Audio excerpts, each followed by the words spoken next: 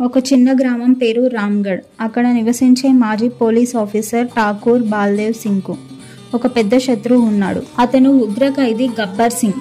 గబ్బర్ చాలా మృగాడిగా పల్లె జనాన్ని చంపుతూ ఉంచెత్తే వ్యక్తి. ఠాకూర్ తన కుటుంబాన్ని గబ్బర్ చేతిలో కోల్పోయిన తరువాత అతని పట్టుకోవాలని నిర్ణయిస్తాడు. అందుకోసం అతను తనకు మాజీగా పరిచయమైన ఇద్దరు చిన్న నేరస్తులను కలుస్తాడు, జై మరియు వీరు. వీరిద్దరూ నిజానికి మంచి మనుషులు, కానీ పరిస్థితుల వల్లే నేరస్తులుగా మారారు. ఠాకూర్ కోరినట్లు జై మరియు వీరు రామ్గఢ్కి వచ్చి అక్కడ గబ్బర్ను ఎలా ఎదుర్కొనాలో ప్రణాళిక వేస్తారు. వీరు అక్కడ బసంతి అనే చిలిపి తంగేడు పిల్లను ప్రేమిస్తాడు. జై మాత్రం మౌనంగా ఉండే ఠాకూర్ మనవరాలి కోడలు రాధను ప్రేమిస్తాడు.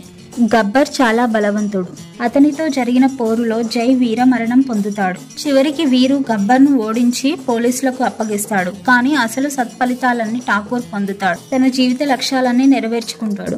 జై మరణంతో రాధ మౌనంగా నిలుస్తుంది. వీరు మరియు బసంతి కలిసి ఊరిని విడిచి వెళ్లిపోతారు. గబ్బర్ ఓడిపోయినా జై మృతితో ఆవేదన మిగిలిపోతుంది.